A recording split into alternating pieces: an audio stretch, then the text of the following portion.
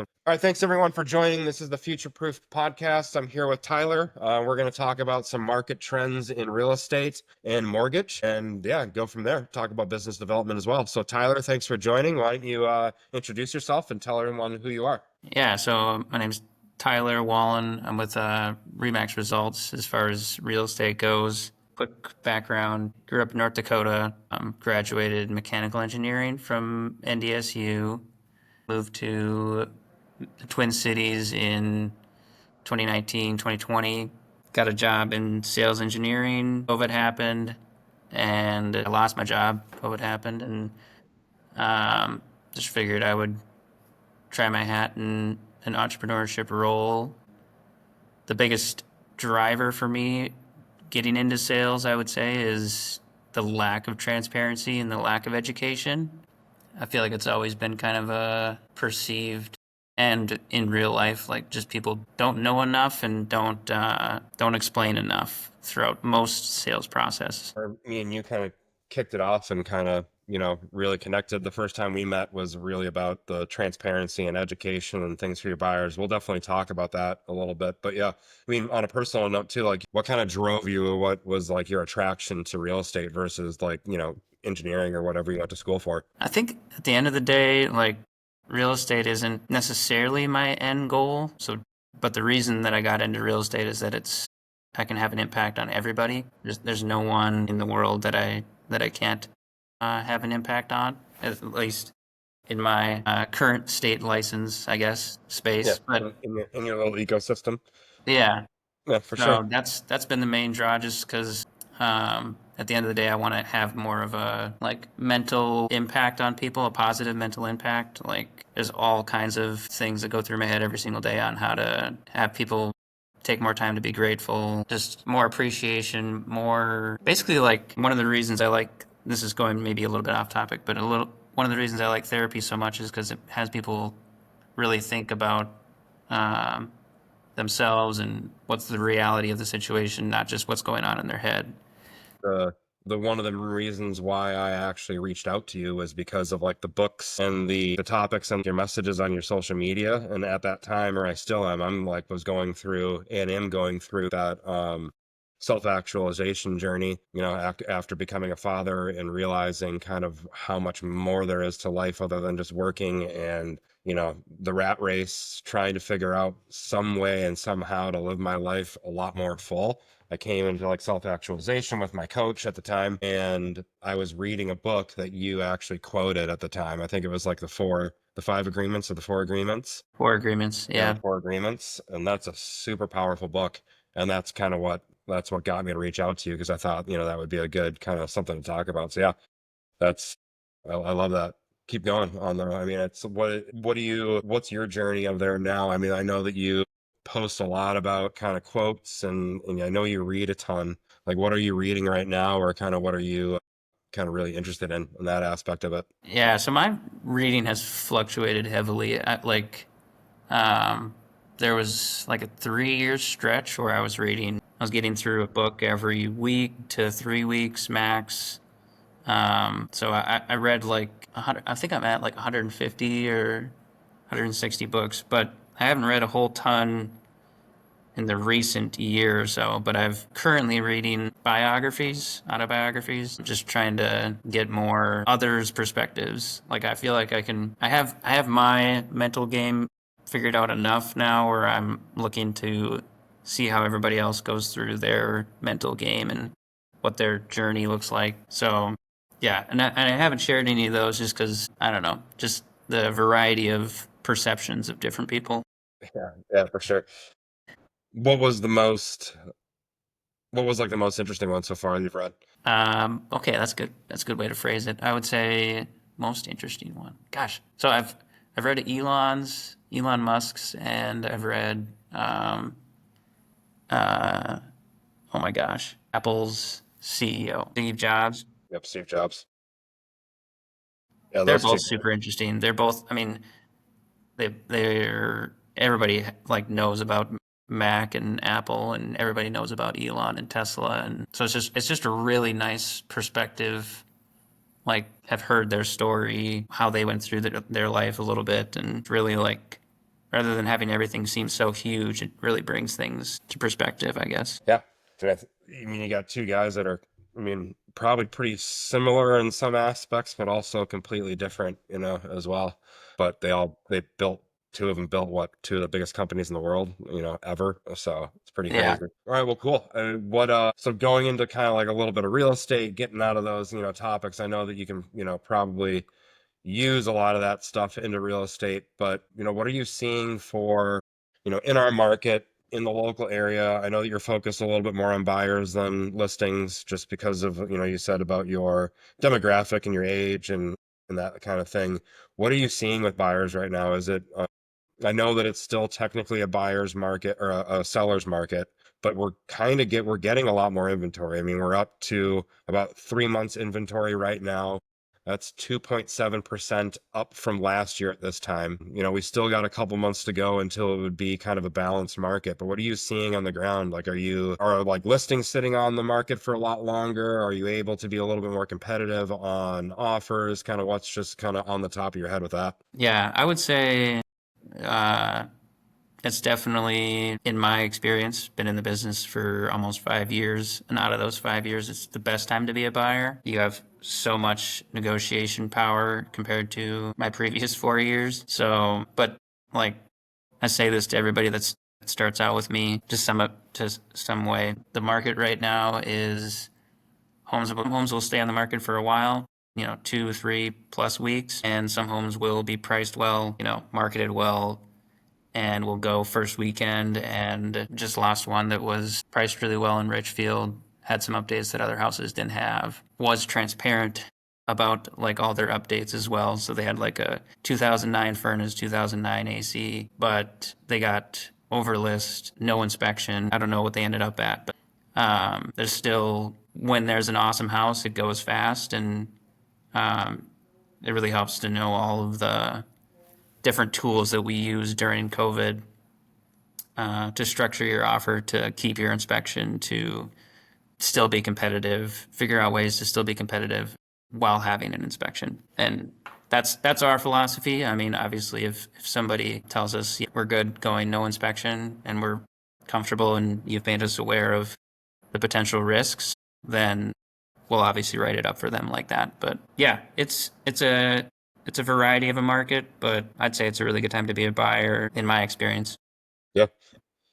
I'm I can't even. So I got into the industry like right during like COVID, in that time, and that was absolutely insane, bonkers to be a buyer back then. I think everyone probably, even if you weren't in real estate or even if you weren't looking for a home, you probably heard the stories. It's like I remember joking with clients back then that you have to like give your firstborn child and give them like DNA testing and all that stuff to get a home. It was like literally homes would go on the market in like an hour. They would be like, lines up at the door, tons of offers, and then you would go to like make an offer and like, oh, sorry, it's already gone.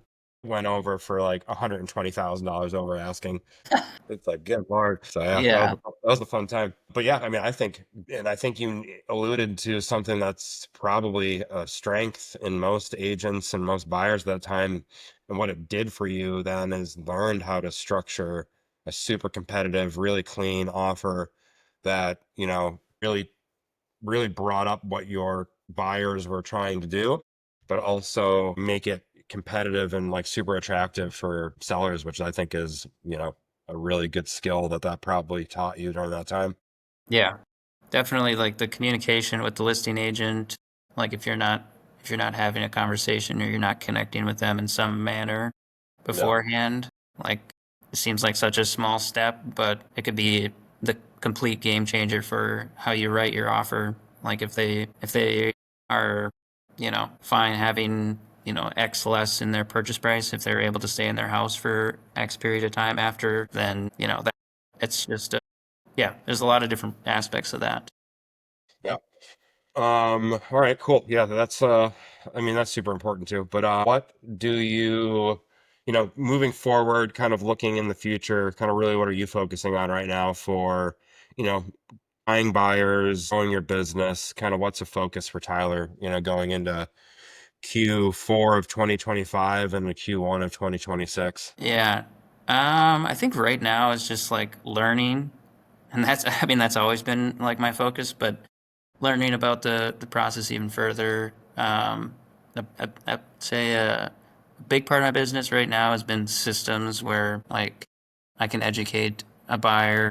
Like I have enough templates down where I can educate a buyer on anything. So they're wondering about inspection. What does it look like? Like, what are the different options for inspection? I have a template where I can send them an email, kind of gives them a video about each inspection, gives them like a walk down or a rundown of like price point for the inspection.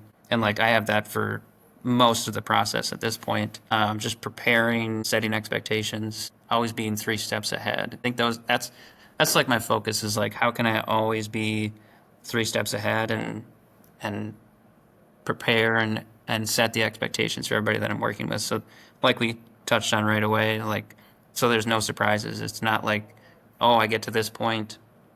Oh, and a thought I had on that was like, um, once they get under contract, once they go pending, like one of the pieces that I think could be filled in a little bit further is like, what does it look like for from pending to close? Like, what are the documents that I'm going to need? What are the like, what's the next steps with the lender? Like, I think that's an underappreciated, but like under explained, and the expectation is still not being met there. There's still like I feel like some surprises, but anyways, yeah, that's my that's my focus is just trying to limit the surprises and educate as much as possible throughout the process. Yeah. Yeah, I mean, I think I'm exactly like that. I don't do a ton of like outbound prospecting. I don't cold call realtors all day and try to get, meetings and things like that. Really, what I focus on and tell my team is we're just going to literally focus on being the best, best lender that we can be, give exceptional service, get referrals from all of our past clients, and then also on the listing end, hopefully we're that good to where those listing agents are just blown away from the service that we provide, the updates and the quickness with all the things that we do. And then hopefully, we can try to connect with them and see if there's any kind of like, possibility of doing business in the future. And really where I think all of that stemmed from is where you're talking about. Basically having a system and a process that's repeatable. Obviously, like you said, there's always going to be things and there's always going to be stuff that comes up that you can't really educate on because you're just not going to know that it comes up. So you're going to have to just make sure you're checking in with that client, being transparent, and then also educating them on the fly about that, which is fine. But we have, I think, really where I set myself apart or my business is kind of like you is having some type of like education for every aspect of the transaction. I mean, we were talking before we started this that when we met for coffee that one day, you asked me to get like a fee sheet or like an estimate. We call them fee sheets because we can't send loan estimates because the loan estimate's an actual, official document once you're under contract. So the fee sheet is what we give to our buyers to show them the numbers, the monthly payment, cash to close, down payment, interest rate, all that good stuff. And what I did for, us is created that fact sheet for it. So now I can send that to my buyers when I send them the fee sheet and they can understand every part of that, part of that fee sheet, why those charges are there, what they're going for and, the reason for them. And I think that a lot of people take that for granted because us as lenders and realtors, we understand what all that is. But now that I'm thinking back to my first purchase when I was 24, I remember looking at that loan estimate. I was also like super, uh, I was responsible, but I just didn't care about the numbers. I'm like, my sister, was a realtor and I was like, I trust her. So, whatever. The numbers are good. That was her guy. I just signed the documents and kind of moved on and everything worked out fine. But I also remember looking at that estimate, having no freaking clue what any of it meant. Yeah. And we look at it like I look at it every day. So I obviously understand it, and understand escrow accounts and why we're putting 2 months of, property taxes and 3 months of, homeowners insurance in the escrow account and doing all that. But, and then Yeah. furthermore, after that is just being so dialed in with like email templates and videos throughout the whole entire, from literally from lead contact to contract of it closing. We have a system and an email for every single aspect. We've got a super detailed email that describes the complete initial closing disclosure for them, adds up all the sections and tells them how to read it. And I think that's super beneficial. And I think that if you focus on that in this business, I think the business will come. I don't think that you really have to do a ton of outbound. I think it's more just making the clients that you do have the number one clients and giving them the best experience they can be. And then they'll send you their referrals, their friends, their coworkers. I would say, yeah, just focusing on the improvement is much better than focusing on trying to sell people into you. What's sticking out to you right now as a really good learning experience that you can share with somebody? I like that. I ask this question a lot of the coffees that I have, like give me a quick 101 on something you're going through. Yeah. I think just being patient with yourself, like that's kind of something that I tell everybody that I work with is like, don't worry if we're touring, 20 houses. It's like the biggest decision that you've made in your life. Like it's not something that you should be like, oh God, I should, know immediately that this is it, and like I'm gonna, tour two houses and I'm gonna offer on the second one. Like just getting people to be comfortable waiting and learning more about the process. That way, it's not so overwhelming. But yeah, what is going on? I was gonna say, yeah. So going back to the systems because I just don't want to forget this. The reason that I'm building the systems, and I think this is important because everybody has their own reason on why they do things. The reason I'm building the system is it will free up more of my time to be more present with my clients. So I would say that's like maybe a Q1. I mean, I'm working on it now, but a Q1 2026. Like, how can I be more present throughout the process? Like, where all these things are just automatic. Like, they're getting the education as soon as they're like, wait a minute, what does this process look like next? And they get that education, and then I can be there to be like, hey, I'm going to answer your questions. Like, I can get more connected to them, like what they're going through in their life and emotionally. Yeah, I just wanted to touch on that systems piece because systems are great, but they have to have a purpose of, freeing up your time, and then you can leverage that time. And how are you going to leverage that time? Yeah, because I mean, for sure. If you just have a system to have a system and it doesn't have a purpose, then it's not going to be a big impactful, thing that you're doing. I think if you can have a system that frees up time that you can really be one-on-one and share things with those clients. And, like I do like Tuesday update calls with every single one of them. Sometimes it's not Tuesday, sometimes it's Wednesday because I get super busy, but I call everyone in the transaction. I call the title company, I call you, I call the buyer's agent, listing agent, whoever, whatever it is. I think really one thing that I've actually started doing too is doing a group text message with the buyers, especially if it's like a wife and husband or somebody that's buying. And you always have that primary person that's like running everything. Typically, they reach out first to like, have the intro call, and they want to have the numbers, and they're always, leading the conversation. So you always kind of like, when I used to not do this, I always like would always just text them for some reason, because that's just who I thought was really, kind of running that. Like if it was me and my wife, I would be doing everything and she would really not care. I would handle most of it. But I think it's super important now to like do that group text with both of them in there. So it includes everyone. They're all on the same page. They can kind of chime back and forth in.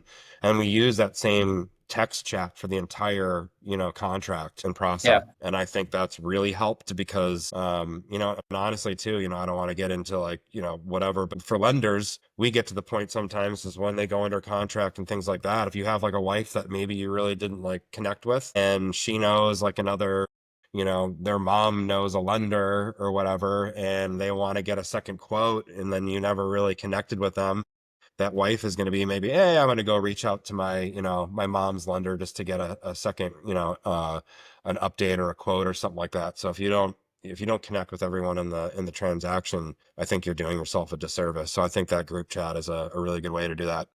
Yeah, definitely. That's another piece of the aspect of just being able to meet people where they are.